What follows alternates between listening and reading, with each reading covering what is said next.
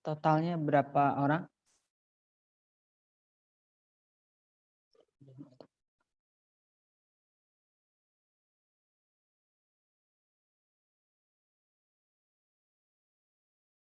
Nggak tahu Ustaz.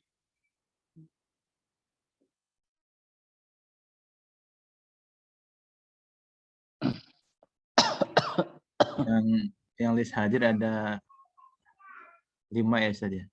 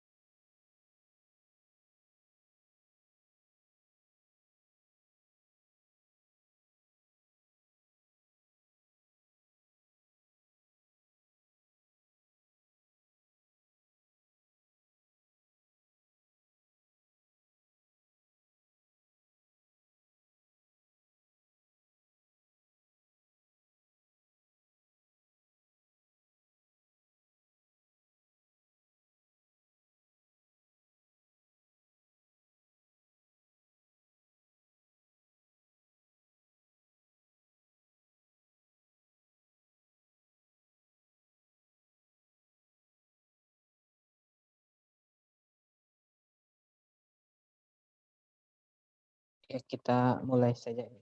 Ada berapa orang? Sekitar 7 mungkin. Bismillahirrahmanirrahim. Assalamualaikum warahmatullahi wabarakatuh. Alhamdulillahi wa kafa wa salatu wa salamu ala nabiyyi mustafa wa ala alihi wa sahbihi ahli sidki wa wafa amma ba'd. Para para peserta ya, atau para talibul ilm yang dirahmati Allah Ta'ala, insyaallah pada semester ini saya diamanahi mengampu qawaid fikih dan juga usul fikih. Namun awal-awal ini mungkin belum terlalu optimal ya, karena kondisi badan baru masih masa-masa penyembuhan. Setelah beberapa hari demam lumayan lama ya, hampir 10 hari. Ini masih kondisi penyembuhan ya, masih agak lemes-lemes sedikit. Ala kulli hal ini videonya kalau bisa dibuka ya, biar saya biasanya kalau pas yang lain pun biasanya dibuka supaya lebih interaktif mungkin ya, dan juga nanti bisa berkenalan Terima kasih. Mungkin perkenalan dulu sebelum kita langsung masuk ke materi. Materi qawaid fikih itu biasanya di materi akhir ya kalau dalam kuliah syariah. Di awal itu biasanya belajar furu, belajar fikih, ditambah usul fikih, hadis ahkam, ayat ahkam. Nah, akhir-akhir itu biasanya ditaruh qawaid fikih dan juga maqasid syariah. Karena qawaid fikih itu banyak menyinggung furu, berbagai permasalahan fikih yang kalau itu belum kita pahami dengan baik akhirnya bingung ya, bingung dalam masalah tatbik. Makanya sering disimpan di akhir semester akhir, begitupun dengan maqasid ya. Ini ada hubungan juga nanti dengan sedikit dengan maqasidus syariah, suatu cabang ilmu yang sedang digandrungi oleh para pelajar walaupun ada sisi mengkhawatirkan ya, ketika maqasid digunakan dengan secara besar-besaran, akhirnya mereka lepas dari teks, lepas dari nas, dan itu banyak terjadi dan itu banyak dikembangkan di PTKAI, perguruan tinggi agama Islam. Itu banyak sekali. Ya, dan itu dekat dengan tradisi hermeneutik.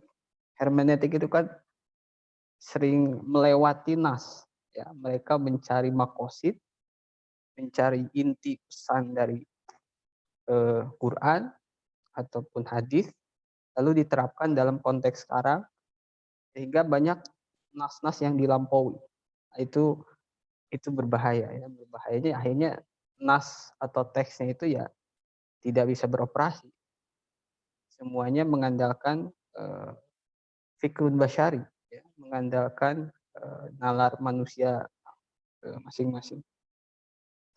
Ini saya tidak terlalu ini ya, masih agak lemes sedikit. Mungkin ini saya ini dulu ya, ingin perkenalan dulu dengan Ustadz Ebi Ikhwan. Dari mana, Ustadz? Ya, Assalamualaikum warahmatullahi wabarakatuh. Waalaikumsalam. Ya, Ana bukan Ustadz ya, Ustadz. Oh, Ana biasa, ya, Mas biasa Ebi. aja. Tolib. Ebi, Ya, Ana Ebi Ikhwanul Muslimin, domisili di Cilegon, Banten. Oh, Cilegon, ahlan. Ya. Keseharian Aktivitas berdagang, Ustadz. Alhamdulillah, Jualan. Masya Allah. Ya. Imam Abu Hanifah sambil berdagang. Masya Allah. Kalau ini tahun kedua ya? Kenapa? Tahun kedua? Sekarang semester ketiga berarti ya? Tahun kedua atau dimatinin? Oh, ini baru kali ini? Baru kali. Oh, Baru kali ini ikut kalau kelas matin. kalau kita fikih pernah belajar sebelumnya apa? Barangkali. Background-nya bukan dari pesantren, jadi belajarnya di apa ya, di kumpul-kumpulan gitu. Atau ada pernah satu kitab fikih yang dihatamkan? Belum. Belum. Tapi jadi apa namanya, fikih ibadah paling gitu, yang gitu. Ya. Nah, Ya. begitu, Ustaz. Ya. Selanjutnya Mas Ahmad Mustafa Munawar, dari mana, Ahmad? Assalamualaikum warahmatullahi wabarakatuh. Waalaikumsalam. Waalaikumsalam warahmatullahi wabarakatuh. Saya dari Kolaka, Ustadz, Sulawesi Tenggara. Sulawesi. Ini baru pertama ikut atau pernah ikut kelas sebelumnya? Baru, Ustadz. Baru. Pernah baca kitab fikih atau belum? Sebelumnya kitab fikih apa kalau pernah? Safinatun Najah. Terus? Fathul Qorib, tapi baru tidak hatam Fathul Qorib ini. Fathul Qorib sampai bab apa? Muamalah selesai belum? Baru bagian muamalah. Ya. Ya, ya.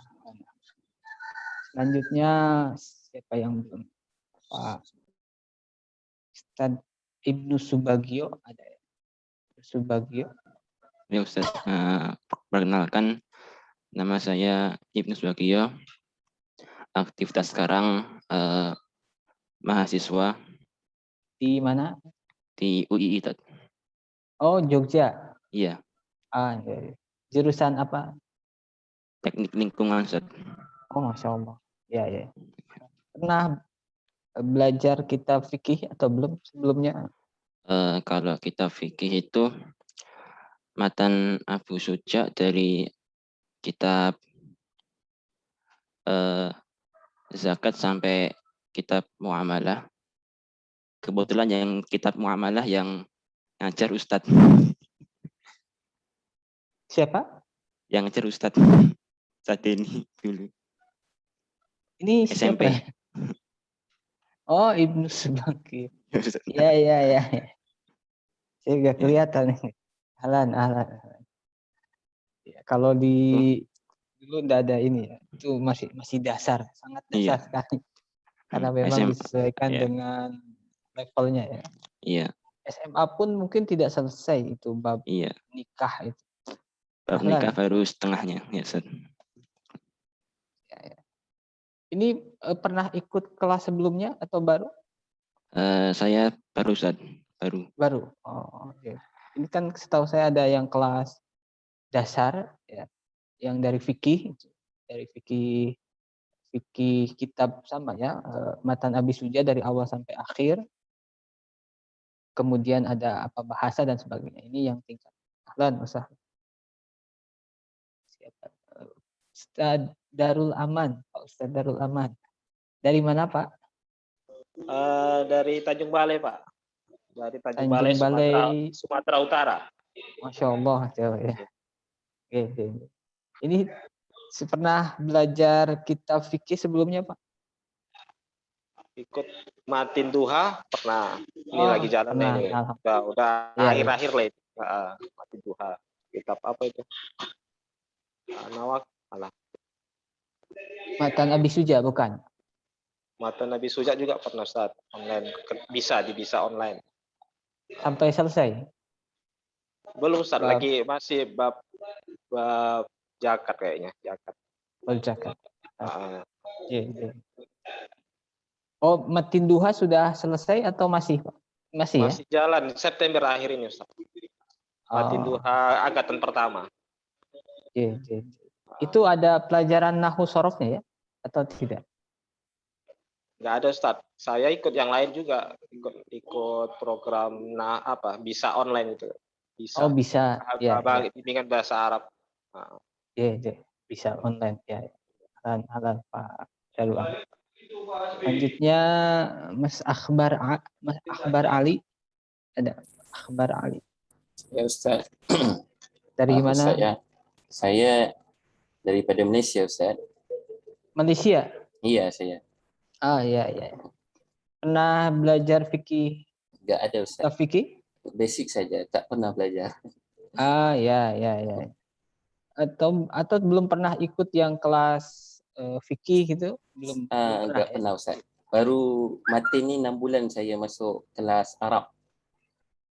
Kelas Arab. Iya. Okay. Tapi nanti ada fikih ya?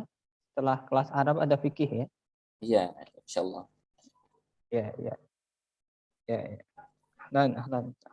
Ini sekolah atau bekerja? Belajar situ, Ustaz. Sekarang online. Selanjutnya Mas Farhan. Ya, Assalamualaikum, Ustaz. Waalaikumsalam. Saya Farhan, basisnya di Bandung.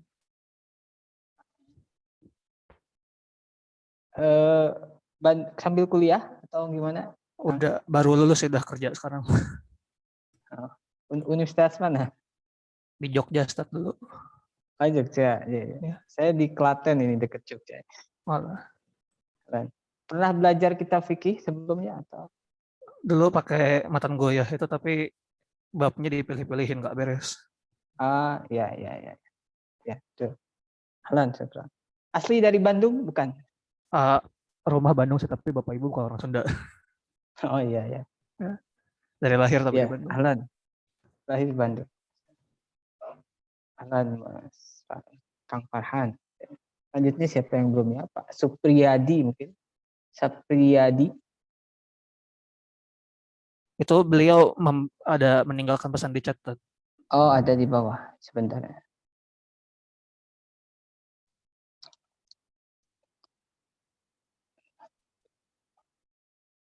Oh, di Khatib Minangkabau ya.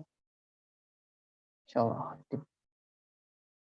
Ulama itu nama pesantrennya Khatib Minangkabau ya. Salah satu nama ulama Nusantara yang sangat dikenal di dunia Arab. Yang belum siapa ya? Ahmad Mustafa sudah ya tadi ya? Ya Ustaz, sudah. Berarti sudah. Ada yang belum? Siapa?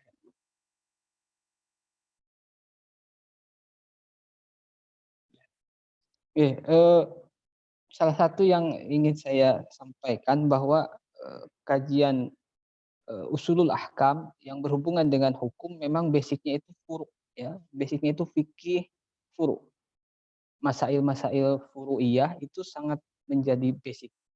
Kita belajar usul fikih akan jauh lebih mudah ketika sudah punya dasar fikih. Apalagi mempelajari qawaid fikih. Itu akan jauh lebih mudah ketika kita memahaminya fikih. Ya. Begitupun dengan maqasid. Karena kalau furu'nya memang belum terlalu dapat, itu lebih sulit ya. Mendaratnya itu lebih sulit, membuminya itu lebih sulit. Maka basic mempelajari syariah, ya, baik itu nanti usul fikih atau qawaid fikih, memang yang paling pokok adalah fikih itu. Maka nggak ada masalah sambil belajar qawaid terus fikihnya pun dikuatkan. Ya. Walaupun aslinya fikih itu ya produk usul fikih. Tetapi bagi kita yang bukan mujtahid itu tidak seperti itu. Bagi kita ya furu dulu baru nanti ke usul fikih, ke qawaid fikih. Walaupun proses tumbuhnya, ya, proses munculnya fikih itu ya setelah usul fikih. Qawaid fikih itu bahkan lebih akhir lagi. Ya, jadi usul fikih, kemudian lahirlah fikih, ya, kemudian dari beberapa fikih furu itu menjadi qawaid fikih. Jadi apalagi kalau qawaid fikih itu kaya dengan contoh. Contohnya semuanya fikih. Nanti bisa dari bab ibadah lari ke bab muamalah, dari muamalah lari ke jinayah, dari jinayah ke tolak, dari tolak ke hulu, dari hulu ke kemana-mana. Dalam satu kaidah bisa mencakup berbagai hal. Ya.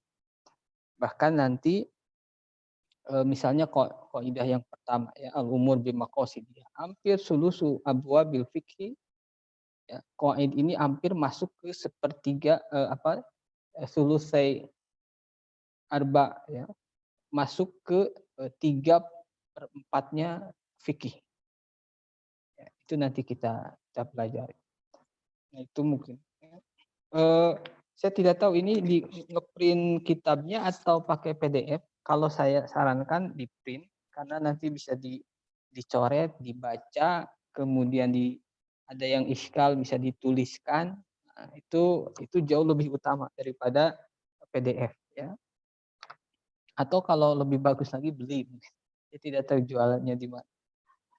Ya, itu yang pertama. Ya, yang pertama kitabnya ada. Diusahakan tidak PDF. PDF kan nanti sulit. Nyorat-nyoratnya sulit. Apalagi ini manzumah. Ya. Ini manzumah. Dalam bentuk nazom. Nazom itu lebih sulit lagi daripada nasar. Kalau nasar itu kan ya seperti itu. Mudah ditebak arahnya. Tapi kalau manzumah itu jauh lebih sulit. Jadi kalau pekan selanjutnya diusahakan sudah ada kitab. Ya, nanti kita rujuk kitab yang dijadikan muqarrar yaitu kitab Al-Jawahirul Adniyah. Ya. Syarah kitab Kudaimi, ya, Manzumah Kudaimi. Nah, ini pengantar saja dulu ya. Sambil suaranya mungkin tidak terlalu keras juga ini. Qawaid fikih itu ada dalam setiap mazhab. Karena qawaid fikih adalah pengembangan dari fikih. Sebagaimana fikih kita mengenal 4 mazhab, maka qawaid fikih setiap mazhab pun berbeda. Ya. Walaupun aslinya mazhab tidak 4. Ya. Dalam tarikh tasyri' banyak para mujtahid, mereka beristihad, ada yang mengatakan sampai 11 mujtahid, ada yang mengatakan sampai 15. Tetapi yang bertahan sampai hari ini dan aqwal para a'immah yang terjaga dan diamalkan, dipraktekkan ya hanya tinggal 4. Ya. Itu mazhab fikih. Tapi ada mazhab-mazhab fikih lain yang apa ya, tradisinya tidak kembali ke abad kedua. Kita mengenal beberapa organisasi yang punya mazhab fikih sendiri. Yaitu pun bisa dikatakan sebagai bagian dari mazhab. Misalnya Persis punya mazhab sendiri dalam masalah fikih yang berbeda dengan yang lain. Nah, setiap mazhab itu mempunyai kaidah fikih tersendiri dan punya kitab khusus dalam setiap mazhab. Ya. Kitab yang kita gunakan ini kitab mukhtasar, ya, sangat ringkas, sekitar 31 bait. Ya. Itu hampir sama seperti Matan Baiquniyah kalau ada yang pernah belajar. Matan Baiquniyah itu dalam mustalahul hadis. Itu kurang lebih 34 atau 35. Ya. Nah, Mandumah Kudaimi ini pun sekitar 31 kalau tidak salah. Nah, setiap mazhab tadi punya kaidah yang berbeda dengan yang lain. Walaupun ada persamaan ya, ada irisan. Setiap mazhab ada irisan, tetapi ada juga yang tidak beririsan, bahkan berbeda. Ya. Kalau qawaid khamsah nanti, 5 kaidah pokok yang utama itu semua mazhab menggunakan. Semua mazhab sepakat. Ya. Al-umur bimaqasid al-masyaqqah tajibut taisir al-yakin la yuzalu bisyak. Ya, yang 5 itu hampir disepakat. Tapi nanti perincian-perinciannya itu berbeda setiap mazhab. Nah, di dalam mazhab Syafi'i atau kitab yang kita baca ini dalam mazhab Syafi'i, karena pengarangnya Syafi'i, kemudian yang syarahnya pun Syafi'i. Manzumahnya Al-Qudaimi itu pun seorang Syafi'i, kemudian syarihnya Dr. Labib Najib itu pun seorang Syafi'i. Ya. Itu hanya mukhtasar. Adapun rujukan utama dalam mazhab Syafi'i al-ashbah wan nadhair. Ya, ada kitab namanya Al-Ashbah wan Nadhair karangan Jalaluddin As-Suyuti. Itu marji yang sangat, referensi yang sangat lengkap dalam qawaid fikih. Tapi kita tidak mungkin langsung lompat ke sana. Dan kita akan kebingungan. Kita akan seperti masuk rimba, ya, tidak tahu arahnya kemana.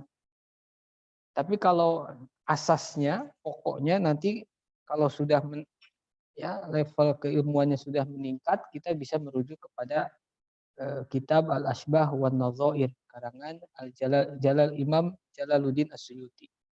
Ya. Walaupun banyak juga nanti ada Ashbah wan Nadhair As-Subki dan lain. Adapun dalam mazhab Hanafi, rujukan utama qawaid fiqhiyah atau yang sering digunakan itu namanya sama juga Al-Ashbah wan Nadhair, tapi pengarangnya Ibnu Nujaim. Ibnu Nujaim. Ya, nama kitabnya sama, Al-Ashbah wan Nadhair karangan Ibnu Nujaim. Ya, Ibnu Nujaim. Itu dalam mazhab Hanafi.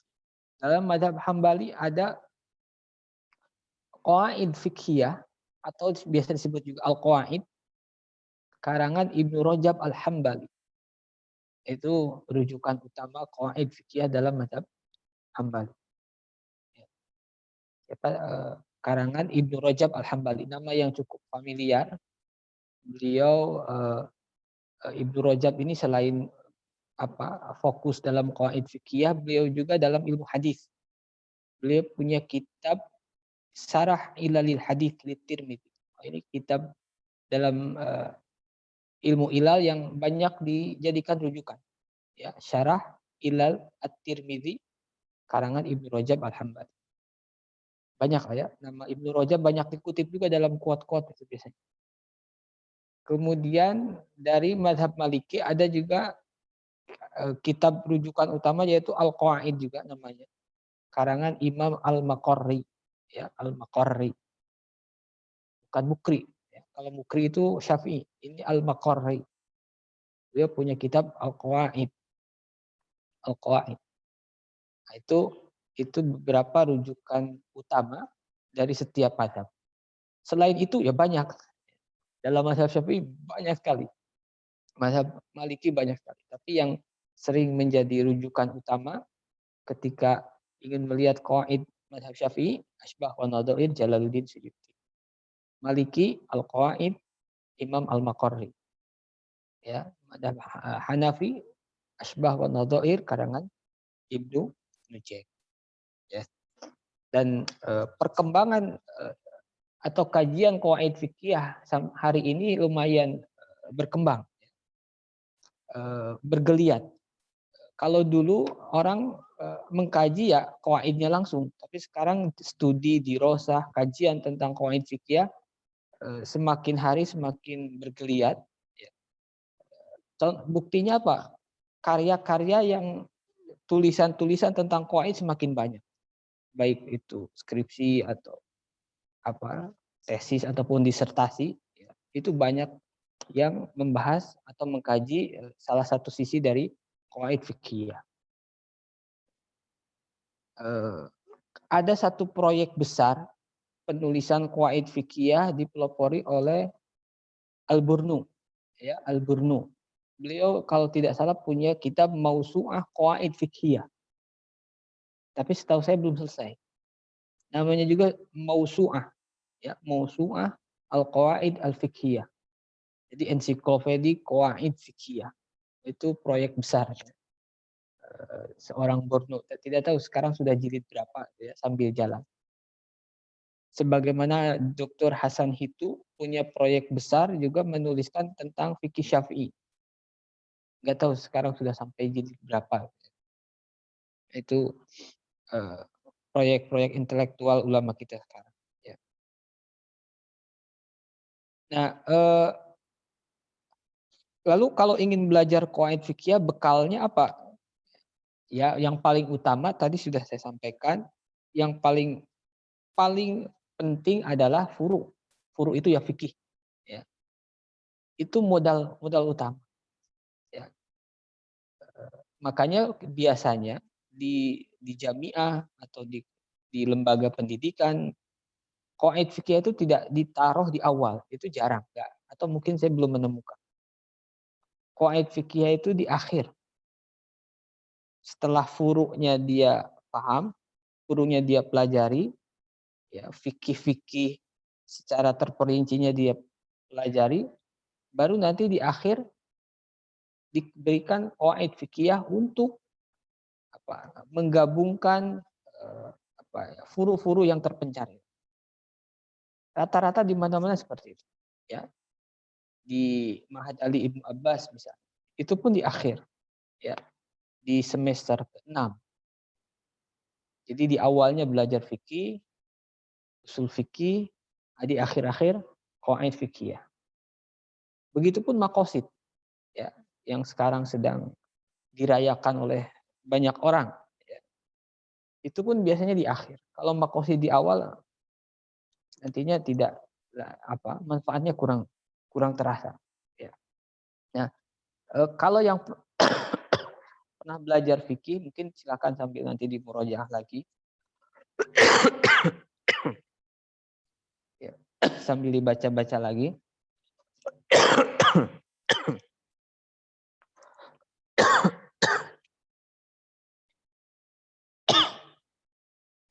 Karena nanti tatbik setiap kaidah itu pasti ke furu. Tatbik setiap kaidah itu pasti ke furu, dan furunya bisa loncat-loncat. Ya, dari bab toharoh ke bab zakat, ke bab riba, dari riba wadi'ah ke bab hudud, ya. Dari bab hudud ke bab nafaqah, seperti itu, ya. Dan itu membutuhkan fondasi fikih yang lumayan. Nah, tapi tidak ada masalah, ya, kalau sekarang belum terlalu ini, sambil jalan, ya, atau ada kesempatan lain silahkan sambil belajar fikih, ya, diperdalam lagi fikih. bagi kita mengawali belajar fikih itu ya dari fikih mazhab, itu lebih afdol. Karena dalam fikih mazhab itu satu paket pengetahuan yang lengkap. Ya. Beda ketika kita belajar fikih langsung Bulughul Maram atau Umdatul Ahkam. Di sana kan tidak praktis. Kita harus istinbat lagi, berpikir lagi. Itu untuk tahap awal tidak direkomendasikan seperti itu. Ya. Untuk tahap selanjutnya tidak ada masalah. Tapi tahap awal kita belajar fikih yang praktis, yang satu wajah, satu pendapat. Kemudian kita pahami usul masail, pokok-pokok masalah. Nah, itu lebih mudah membentuk takwin malakah fikih. Malakah fikihnya lebih mudah terbentuk, ya, daripada langsung kepada Umdatul Ahkam. Lalu dalam Umdatul Ahkam fihi sita aqwal. Fihi arba'atu aqwal. Ya, di sana 3 pendapat, sana 4 pendapat. Wah, itu membingungkan. Ya. Jadi, sambil kita belajar qawaid, silahkan dikuatkan lagi belajar fikihnya. Ya, fikih itu ya sampai kapanpun kita pelajari. Nah, kemudian untuk pertemuan selanjutnya saya harap dibaca dulu ya materi yang akan dibahas. Karena akan berbeda ketika kita membaca sebelumnya dengan langsung ikut, ya. Saya dulu sering diberitahu oleh guru juga, orang yang tahdir sebelum pelajaran, tahdir itu membaca dulu ya, baik sekali ataupun 2 kali, itu seperti membajak sawah. Nah, jadi ketika guru nanti mengajarkan, itu seperti menanam. Kita akan merasakan pasti akan beda antara sawah yang sudah dibajak, yang sudah sebelumnya sudah dibaca dengan yang belum diapa-apakan. Hasilnya itu akan beda. Ya. Nah, itu salah satu tradisi di Mauritania kalau tidak salah katanya. Tahdir. Tahdir itu membaca pelajaran yang akan dipelajari. Membaca dulu mau sekali atau 2 kali. Apalagi materi yang memang benar-benar baru. Ya. Itu sebaiknya dibaca dulu. Sekali, 2 kali, kalau bisa 3 kali itu afdol ya. Nanti untuk pertemuan selanjutnya silahkan dibaca. Itu kepentingan dan manfaatnya bukan untuk siapa-siapa ya, untuk masing-masing dari kita. Ya. Kalau ingin lebih cepat ya dibaca terlebih dahulu. Itu pelajaran apapun. Ya, usul fikih misalnya, apalagi dalam bab qiyas yang sangat rumit. Itu kalau modal kosong itu repot ya. Itu repot. Maka perlu dibaca terlebih dahulu. Kemudian ini jam berapa ya? Nanti kalau ada tanya jawab silakan. Ini pengantar dulu ya hari ini, kondisinya belum terlalu fit. Kemudian qawaid fikih ini menjadi salah satu aspek atau salah satu wilayah penerapan maqasidus syariah. Sekarang kan perkembangan maqasid tadi saya sampaikan ya, begitu booming, orang berlomba-lomba merayakan maqasid, tetapi imbas buruknya mereka melewati nas, mereka melampaui teks, ya langsung apa maqasidnya tanpa lihat teks, ya lihat nas-nas yang lain, sudah langsung diterapkan kepada realitas, ya, pada fakta. Nah itu cara yang tidak benar, jelas ya. Kenapa tidak benar? Karena mengorbankan teks yang banyak. Nah, qawaid fikih itu salah satu model penerapan maqasid yang dicontohkan oleh para ulama kita. Jadi para ulama dari dulu sudah berbicara tentang maqasid. Mereka istinbat melibatkan maqasid, tetapi maqasid tanpa mengorbankan teks. Ya, tanpa mengorbankan nas. Salah satu contohnya, salah satu model penerapan maqasid ya, yang diperagakan para ulama kita adalah dalam qawaid fikih. Ya. Nanti ada 5 qawaid kubro, ya, 5 qawaid dasar yang al-umur bi maqasidiha, al-yakin la yuzalu bisyak, Al-masyaqqah tajlibu taisir. Bagaimana para ulama ya, ketika teks, ketika nas itu sulit diterapkan, mereka mengembalikan kepada qawaid yang 5 itu. Ya. Al-amru idza jawazal had in aqasa ila didi. Misalnya seseorang ya, mengalami kesulitan dalam menerapkan satu ibadah dalam kondisi tertentu, ya nanti ada keringanan. Itu kan bagian dari maqasid, maslahat.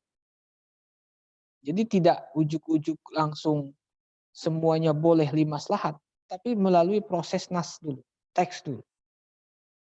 Ya, ketika teks nas itu sulit dipraktekkan dalam satu kasus, maka baru dia kembali kepada qawaid kubro, bisa masyaqqah tajlibu taisir, la darara wala dirar dan sebagainya. Ya. Jadi qawaid ini menjadi salah satu model penerapan maqasid syariah. Karena maqasid ini kalau tidak teliti dalam menerapkan, akhirnya menjadi liberal. Ya. Maka ada yang mengatakan maqasid ini liberalisme agama atas nama syariah. Liberalisasi syariah atas nama syariah. Ketika menerapkannya tidak benar. Ya. Padahal ulama kita mereka tidak abai dengan maqasid, tetapi bagaimana menempatkan maqasid itu. Nanti dalam bab qiyas ya, ada yang namanya masalikul illah, jalan-jalan menemukan illah. Nah, salah satu jalan menemukan illah itu ada maslahat. Jadi wilayahnya dipersempit supaya tidak liar. Maslahat ini kalau tidak batasannya tidak ketat, itu akan liar. Semuanya boleh limaslahat. Akhirnya nasnya dikorbankan. Dan itu banyak terjadi dan itu dirayakan. Karena apa? Bisa membebaskan dari sekat-sekat syariah yang menurut sebagian orang itu menyulitkan. Ya. Allahu a'lam. Itu pengantar saja ya. Pengantar. Mungkin ada yang mau disampaikan, silakan. Sodo, kalau ada yang mau disampaikan.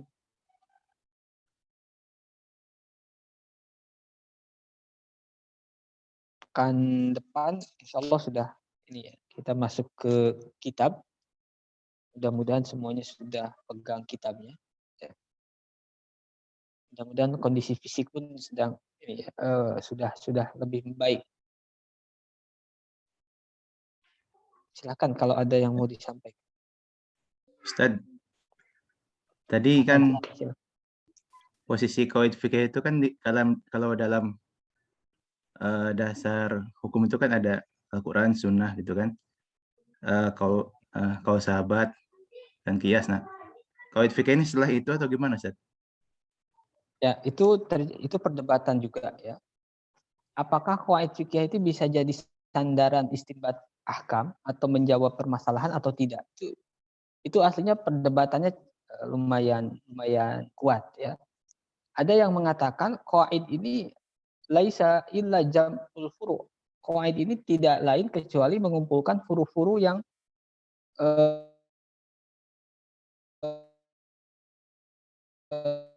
produk-produk hukum hasil. Karena itu maka qawaid tidak pantas dijadikan sandaran hukum. Ya. Jadi kalau ditanya menurut pendapat ini, ya, di mana posisi qawaid fikih di hierarki masadirul ahkam? Ya tidak ada, karena tidak bisa jadi sandaran hukum. Itu pendapat yang pertama. Ya. Nah, pendapat yang kedua bisa menjadi sandaran hukum. Ya, misalnya kitab Al-Idah. Ya. Ini ada namanya kitab Al-Idah fil Manasik. Idah Qawaid Fiqhiyah. Di sini kalau ini menguatkan bahwa qawaid fiqhiyah bisa menjadi sandaran hukum. Dari mana tahu? Lihat, ketika mena'rifi qawaid fiqhiyah, apa katanya? Qanunun tu'rafu bihi ahkamul hawadith allati la nassa 'alaiha fi kitabin aw sunnah aw ijma'. Jadi qawaid fiqhiyah menurut kitab Idah ini yaitu aturan untuk mengetahui Hawadis itu apa namanya, kejadian baru, kegiatan baru yang belum ada nasnya baik Quran, Sunnah ataupun ijma. Jadi dari awal Al-Lahji itu mengatakan qawaid fikih itu untuk mengetahui nawazil atau hawadis, kejadian-kejadian yang tidak ada nas dari Quran, Sunnah atau ijma qiyas. Jadi kalau pendapat ini tidak ada apa, qawaid fikih bisa digunakan untuk menjawab masalah. Nah, lalu kita mau ngambil yang mana? Nah, itu nanti sambil berjalan. Dan saya tidak akan mengarahkan kemana ya, nanti silakan. Yang jelas itu ada dua pendapat. Ya. Karena yang pendapat yang mengatakan tidak menjadi sandaran hukum, pertama karena qawaid fikih ini produk hukum. Jadi ada Quran, kemudian dibaca, dianalisis oleh usul fikih, kemudian memproduksi hukum fikih. Dari hukum-hukum fikih ada satu kesamaan menjadi qawaid fikih. Nah, maka kata pendapat pertama, tidak mungkin produk hakim alal ahkam, ya. Produk menjadi sandaran hukum itu tidak mungkin, tidak boleh. Yang kedua alasannya karena apa? Qawaid fikih ini qawaid aglabiyah, qawaid aksariyah, ya. Artinya apa? Aksariyah itu ya kebanyakan, ya. Ada beberapa, bisa jadi ada furu yang keluar dari qawaid itu, lalu kita menghukumi pakai qawaid tersebut. Padahal di sana banyak mustasnayat, banyak pengecualian. Ketika kita menggunakan qawaid fikih sebagai sumber hukum, padahal yang ingin kita hukumi adalah mustasna dari qawaid, akhirnya menjadi tidak tepat. Ya. Berbeda dengan usul fikih, berbeda dengan qawaid usuliyah. Kalau qawaid usuliyah itu sifatnya kulliyah, tidak ada pengecualian. Ya, satu kaidah berlaku untuk semua nas baik Quran atau Sunnah. Ketika mengatakan afrodul am, dilalatul am al afrodihi qat'iyah, maka kaidah tersebut berlaku bagi semua am yang ada dalam Quran dan Sunnah. Itu qawaid usuliyah. Tapi kalau qawaid fikih itu tidak bisa seperti itu. Karena ada furu-furu yang keluar dari kaidah tersebut. Jadi posisinya di mana? Posisinya ada yang mengatakan tidak bisa menjadi sumber hukum sama sekali. Ada yang mengatakan bisa jadi sumber hukum ketika tidak ada nas, Quran, Sunnah, ijma, qiyas. Ya. Wallahu a'lam.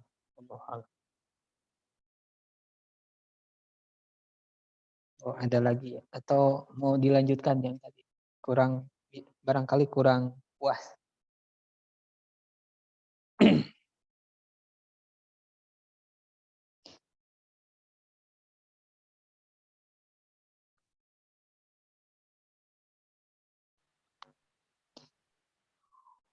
Ibnu Subagio, ada yang tanyakan Ibnu? Belum. Barangkali ada. Ada yang mau sampaikan? Antara usul fikih dan qawaid fikih apa hubungannya? Usul fikih dengan qawaid fikih, ya. Usul fikih itu metodologi, ya, alat menganalisis Quran dan Sunnah. Usul fikih itu alat memproduksi hukum. Alat memproduksi hukum. Memproduksi hukum dari sumbernya. Sumbernya apa? Quran dan Sunnah. Jadi sumber hukum itu Quran, Sunnah. Nah, untuk menggali hukumnya itu menggunakan usul fikih. Ya. Tidak ada lagi alat untuk menggali hukum dari Quran, dari Sunnah dalam tradisi ulama kita, ya, tradisi kesarjanaan Islam, kecuali menggunakan usul fikih. Nah, adapun qawaid fikih tidak lain adalah hasil kumpulan dari produk-produk hukum yang dilahirkan oleh usul fikih. Ya. Tadi kan usul fikih menghasilkan produk hukum. Produk hukum ini dari sekian produk hukum itu ada yang sama. Lalu terbentuk qawaid fikih. Ya. Nanti qawaid fikihnya banyak ya. Misalnya saya sebutkan satu.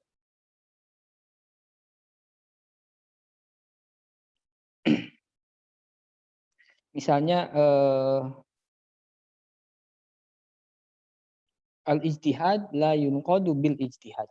Itu nanti ada ya, qawaid al-ijtihad la yunqadu bil ijtihad. Nah, qaidah al-ijtihad la yunqadu bil ijtihad itu qaidah fikih. Dari mana bisa ditemukan qaidah tersebut? Hasil hasil istiqra, ya istiqra itu induksi dari produk-produk hukum yang sudah dilahirkan oleh para mujtahid. Dari sekian fikih, dari sekian produk hukum mengarah kepada satu kaidah yaitu al-ijtihad la yunqadu bil ijtihad. Bahwa sebuah ijtihad tidak bisa digugurkan dengan ijtihad yang lain. Ya. Jadi qawaid fikih itu dari furu. Kalau qawaid usuliyah atau usul fikih itu adalah produsen hukum istilahnya, produsen hukum. Yang memproduksi hukum itu usul fikih. Alat memproduksi hukum itu usul fikih. Alat menggali hukum itu usul fikih. Alat menemukan hukum itu usul fikih. Sumbernya mana? Quran dan Sunnah. Ya, Quran dan hadis.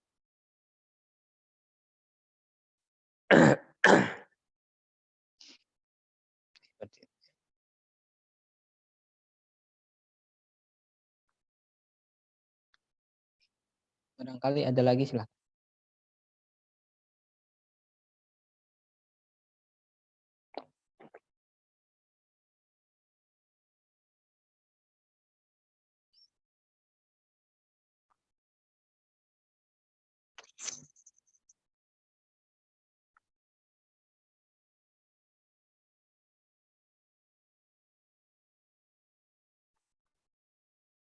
Ada lagi yang disampaikan silakan.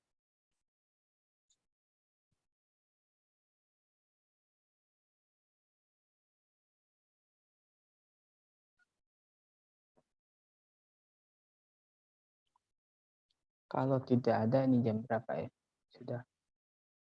Oh, belum. Di matan Abi Suja ya atau Fathul Qorib itu dalam bab haji perlu diperhatikan ya. Kalau yang pernah belajar dalam bab haji di Fathul Qorib atau di matan Abi Suja itu banyak masail. Itu ada pertanyaannya. Dua bit fikih. Pertama, apakah dua bit fikih dengan qawaid fikih itu dua hal yang berbeda atau sama? Ya, ada istilah dua bit fikih.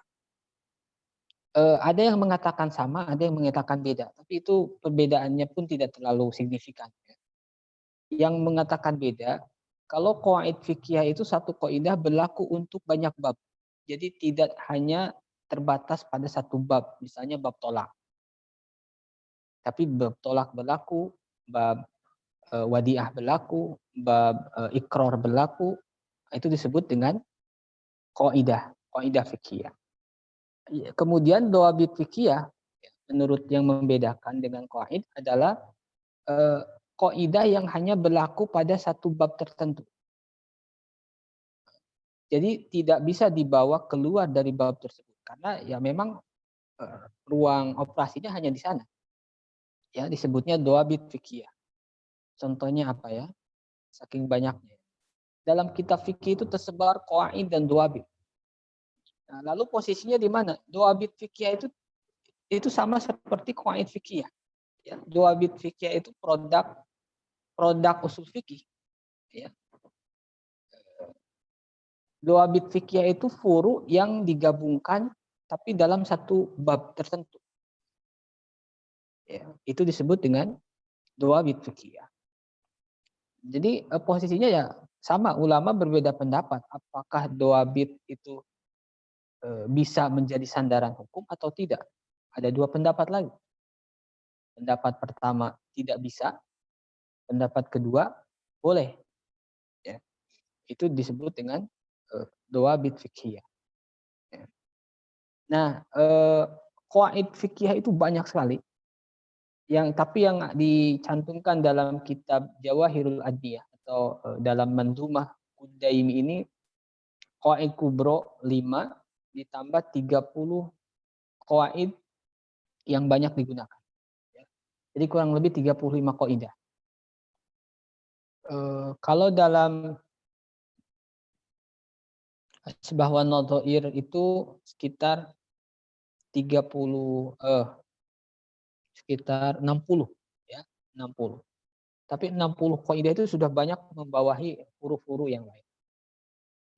Nanti ada satu istilah lagi ya, qawaid fiqhiyah, dawabit fiqhiyah, satu lagi nadhoriyah fiqhiyah. Itu istilah muasir. Istilah orang hari ini ya, nadhoriyah fiqhiyah. Nadhoriyah itu kan teori. Teori fiqhiyah. Kalau itu teori fikih itu seperti itu tidak lain adalah kumpulan dari qawaid fikih tapi dalam satu bab. Itu nanti kita bahas ya. Disebut nadhoriyah fikih. Misalnya nadhoriyatul aqd, teori tentang akad. Akad itu apa? Rukun akad seperti apa? Kemudian kapan akad batal? Jenis-jenis akad itu disebut nadhoriyatul fikih.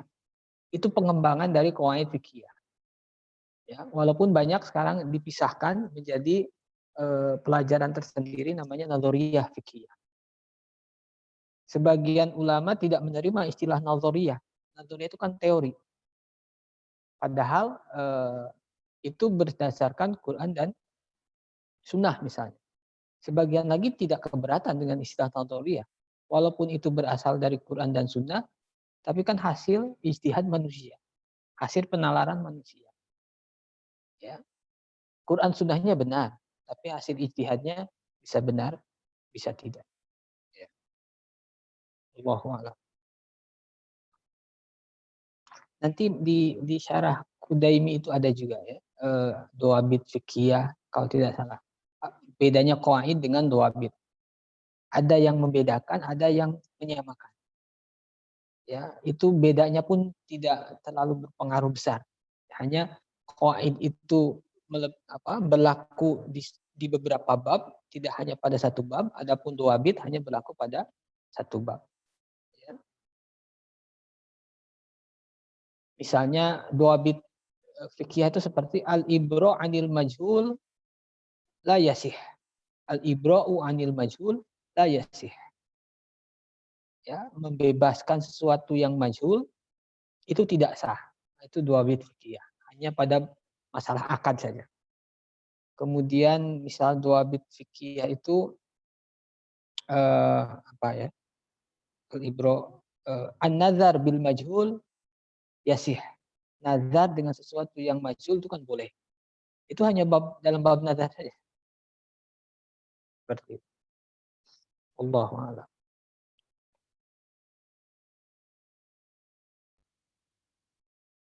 Ada lagi yang mau disampaikan? Silakan.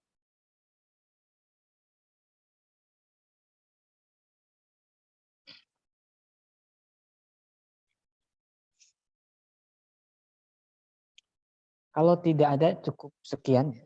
Sudah jam 9 ini ada sebentar.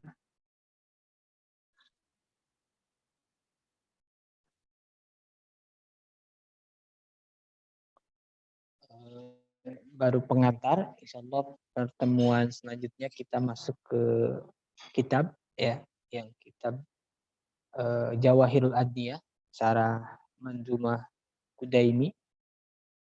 Kemudian besok usul fikih, saya tidak tahu kelas ini atau bukan, Allahu a'lam. Dengan kitab Al-Khulasah karangan Dr. Hasan Hitu. Mungkin itu dari saya untuk pagi ini. Allahu a'lam bishawab. Maaf ada kekurangan, kurang optimal. Ya. Assalamualaikum warahmatullahi wabarakatuh. Waalaikumsalam warahmatullahi Waalaikumsalam warahmatullahi wabarakatuh. Tidak khair. Jazakumullah Ustaz.